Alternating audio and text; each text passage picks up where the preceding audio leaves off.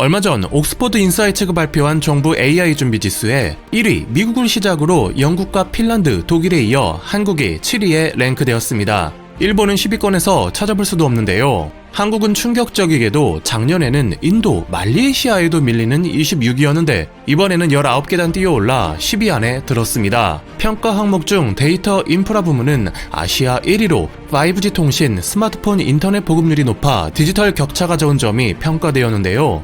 AI 기술은 우리 실생활에 이제 성큼 다가와 방송국 직원이면서도 마치 연예인과 같아 선호 직종으로서 항상 상위에 랭크되던 아나운서에도 AI가 도입되기 시작했습니다. 지난 11월 6일 종합편성 채널 MBN의 보도 프로그램 MBN 종합뉴스에서 한국 첫 AI 아나운서 김주하 씨가 TV 화면에 등장했습니다. AI와 김주하 본인 두 김주하 씨가 인간 앵커 대 AI 앵커 승자는 누구? 라는 코너에 등장하여 세간의 이목을 집중시켰는데요.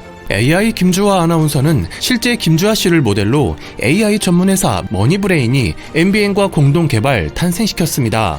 올해 9월부터 MBN 온라인에 등장하여 유튜브 채널 등에서 AI 뉴스를 전달하는 등 테스트를 거쳐 11월 본격적으로 텔레비전 방송에 출연하기 시작한 것입니다. 국내 시청자들은 김주하 앵커 본인은 무서울 듯 하지도 않은 말을 자기가 하고 있음. 진짜 소름 끼친다. 진짜 같다. 거의 영화 트랜센던스 수준까지 구현했다. 대박, 목소리 톤까지 똑같다. 라는 반응을 내놓았습니다.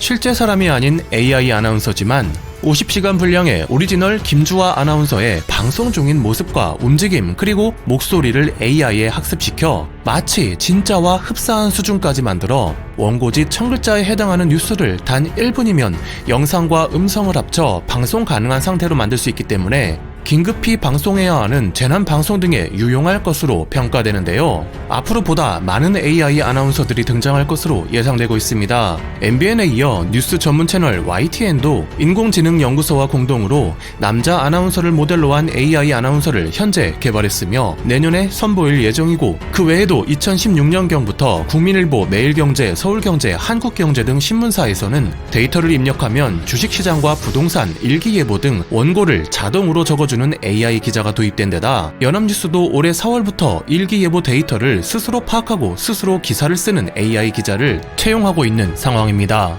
한편 AI 아나운서는 한국뿐만 아니라 중국, 일본에서도 속속들이 등장하고 있습니다. 눈에 띄는 건 실제 인물을 모델로 하여 자연스러움을 극대화하려는 한국, 중국과는 달리 일본에서는 마치 애니메이션 캐릭터와 같은 AI 아나운서들이 만들어지고 있다는 점인데요. 지금 보시는 화면은 얼핏 보면 개인이 방송하는 화면처럼 보이기도 하는데 일본 메이저 언론사 중 하나인 니온 게이자의 신문의 AI 뉴스입니다. 나라 간의 성향차가 정말 명확하게 드러나는 부분이라 할 수 있겠는데요. 니온 게이자이 뿐만 아니라 타 언론사 AI 뉴스도 비슷한 모습을 보여 일본인들의 취향이 이러한가 하면 애니메이션 대국이라 국민들이 이에 익숙하기 때문에 그렇다고도 답할 수 있겠으나 떨어지는 기술력이 발목을 잡고 있다는 지적입니다. 일본 네티즌 사이에서는 한국의 AI 김주하 아나운서를 놓고 이미 나와 있는 딥페이크 기술을 쓴 것이 분명하다. 기술적으로 매우 쉬운 것이라며 한국을 폄훼하는 반응을 종종 볼 수 있으나 일본 언론들은 기술 개발에 늦어 모 업체가 서브컬처 개인 인터넷 방송용으로 개발한 라이브 2D라는 기술을 사용하고 있기 때문에 마지못해 애니메이션 캐릭터를 아나운서로 쓰고 있다는 것입니다. 그나마 ANN 뉴스 채널은 사람에 가까운 AI 아나운서를 개발했는데 그마저도 조악한 완성도라 일본인들에게조차 조롱당하며 한국의 AI 아나운서 데뷔 소식에 대다수 일본인들은 꽤나 놀랍다는 반응을 내놓고 있습니다. 기술 엄청나네. 한국 대단하구나. 한국, 그 다음 중국, 그 다음 일본이라는 느낌. 다른 사람도 적었듯이 일본의 AI 아나운서는 가짜 티가 난다. 표정도 없고 무서워. ANN 아나운서는 하나자토 유이나씨. 레벨이 너무 다르네. 엄청 리얼하다. 어딘가에 하나자토 유이나와는 달리. 굉장하다. 훌륭하게 불쾌한 골짜기를 넘고 있어. 불쾌한 골짜기란 로봇 공학용어로 로봇이 사람에 흡사해질수록 인간의 로봇에 대한 호감도가 높아지다가 어느 정도 비슷해지면 강한 거부감으로 바뀌는 구간을 말합니다. 영상 기록을 의심해야 할 시대의 도래. 자신이 모르는 곳에서 AI가 무슨 말을 할지 알 수 없으니 무섭네. 일본 TV들은 뭐하고 있어? 일본이 다른 나라에 뒤처지는 것처럼 느껴져 다른 AI 아나운서들에 비해 표정이 미묘해.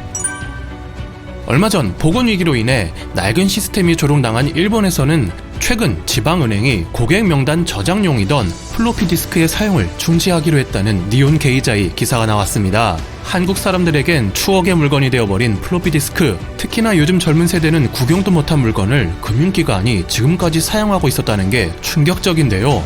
중지하는 이유가 더 가관입니다. 시대에 맞춰 늦게나마 변화하려는 게 아니라 플로피 디스크 제작사가 더 이상 생산이나 수리를 하지 못해 그렇다는 게 이유라 놀라움을 자아내고 있는 것이죠.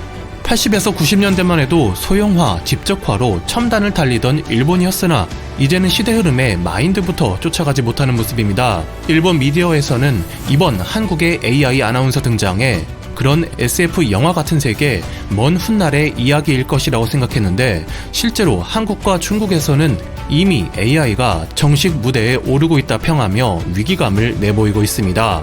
보건 위기 속에 맞은 4차 산업 변혁기, 세계는 새로운 시대에 직면하며 국가 간 파워 밸런스에도 적지 않은 변화가 나타날 것으로 예상되고 있습니다. 과거에도 그랬듯이 변화에 발맞추는 국가와 그렇지 못한 국가들 사이에 명확한 차가 발생할 것으로 예상되고 있습니다. 감사합니다. 와트맨이었습니다.